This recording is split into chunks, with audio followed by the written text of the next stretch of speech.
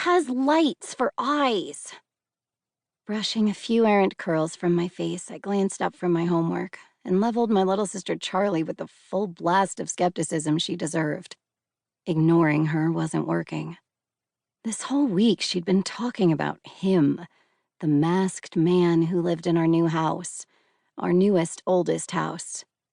"There's nothing in your closet, Chuck," I said for the 10th time in 4 days. A glower of indignation replaced the saucer-eyed stare of fright she'd been projecting my way ever since the sun had set, taking with it the cozy yellow glow that had surrounded our house, an older-than-Christmas Victorian. "Don't call me Chuck!" I pushed off from where I'd been lying belly down across my metal-framed bed, calculus book open. "All right, Chess," I grunted, opting for the more acceptable nickname Dad had given her. I didn't feel like trading Charlie's 6-year-old fear for her 6-year-old fury, stomping and top-of-the-lungs screeching. I took Charlie's small hand, and she gave my fingers a squeeze. "He talked to me last night," she whispered, creeping me out. "He asked me questions." "Well," I drew her toward the hallway. "Did you tell him to mind his own beeswax?" Her feet stalled on the creaky barewood floor. "He has bees?" "No." I bent down, bringing us eye level. "It's a way of telling someone to leave you alone." "So, you believe me now," she said, like stating that out loud would make it true. "That he's in there. Zedok." She pointed down the long hallway to her doorway at the far end. With the upstairs hall and bathroom lights off, I had to admit the trek to her bedroom did look ominous. "There's no one in your room, Chesser."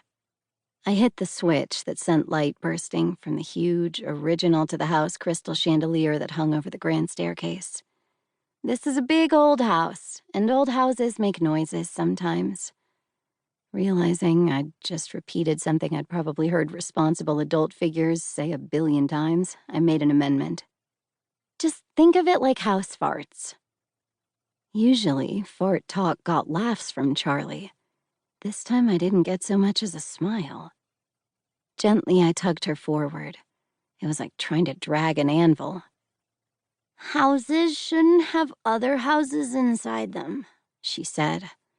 "That's right, they shouldn't," I agreed. "This one does."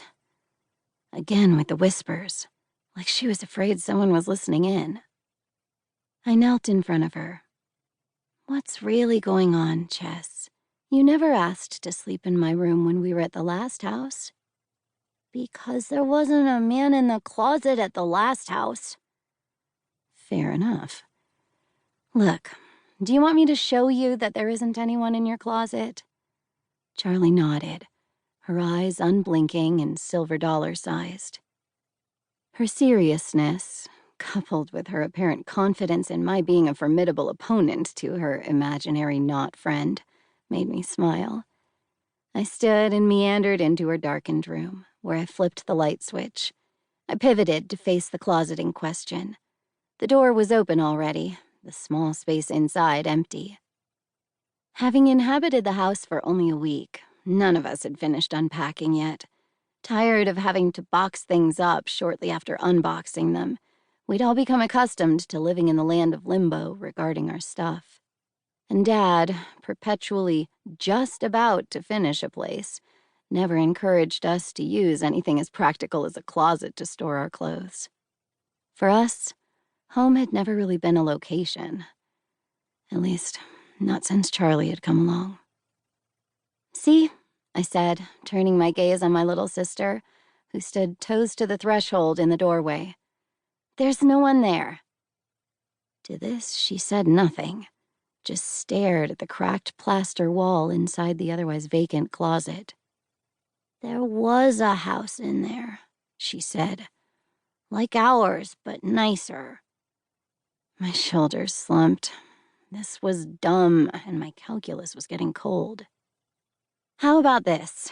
I offered, plucking her stuffed octopus checkers from her bed. "How about we swap rooms tonight? I'll sleep in here, and Chess and Checkers can sleep in my bed." "He can get to your closet, too," Charlie replied without missing a beat. "Great," I said, officially fresh out of patience. "So either way, you can send him to me, this Zebo guy." "Z-Doc." "Right. Okay. I'd probably regret humoring her later. You can send him to my closet, and I'll tell him to get lost." "He told me to tell you he can see you in your dreams." Her thumb crept toward her lips, a nervous habit that usually meant she was afraid she was about to get in trouble. "And that you wouldn't believe me when I told you about him. So he told me to tell you that he knows you like that boy with the blonde hair."